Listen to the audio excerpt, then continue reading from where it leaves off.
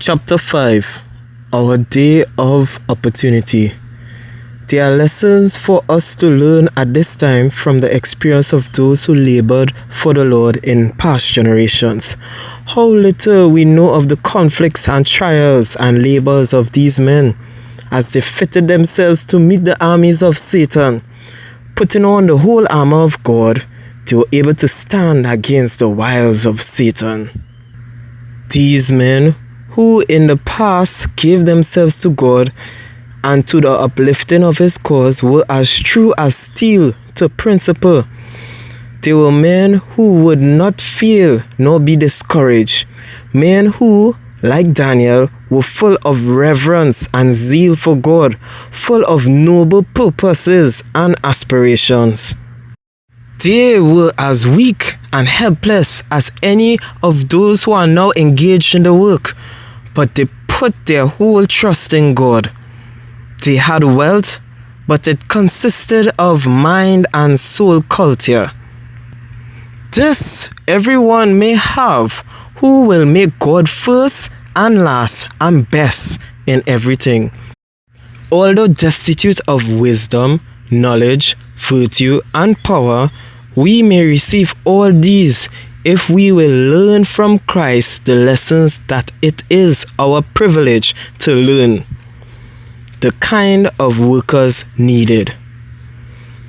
In this time, we have opportunities and advantages that it was not easy to obtain in generations past. We have increased light, and this has come through the work of those faithful sentinels who make God their dependence and received power from Him to let light shine in clear, bright rays to the world. In our day, we have increased light to improve. As in times past, men and women of noble worth improved the light that God gave them. They toiled long to learn the lessons given them in the school of Christ, and they did not toil in vain. Their persevering efforts were rewarded.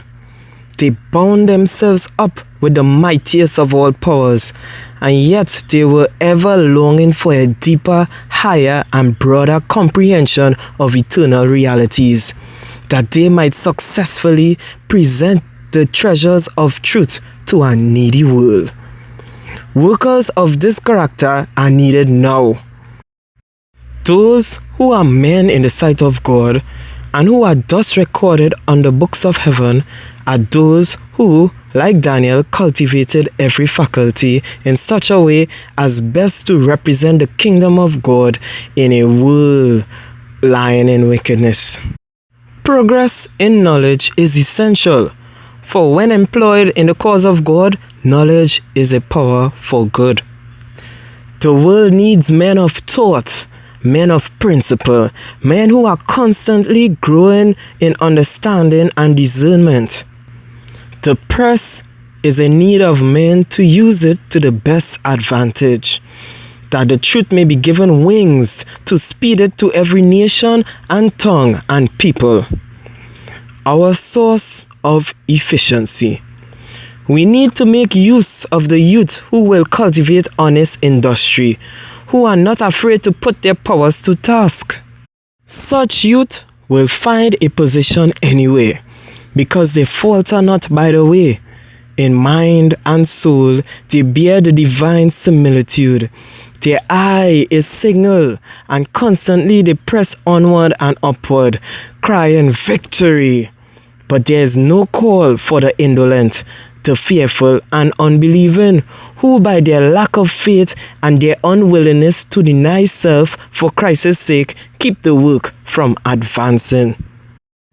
God calls for those who will be workers together with Him. Connected with Christ, human nature becomes pure and true.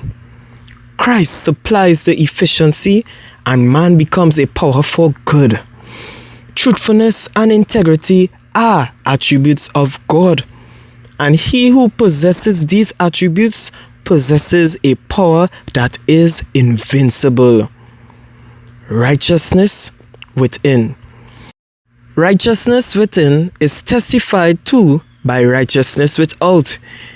He who is righteous within is not hard-hearted and unsympathetic, but day by day he grows into the image of Christ, going on from strength to strength. He who is being sanctified by the truth will be self-controlled and will follow in the footsteps of Christ until grace is lost in glory. The righteousness by which we are justified is imputed. The righteousness by which we are sanctified is imparted. The first is our title to heaven. The second is our fitness for heaven.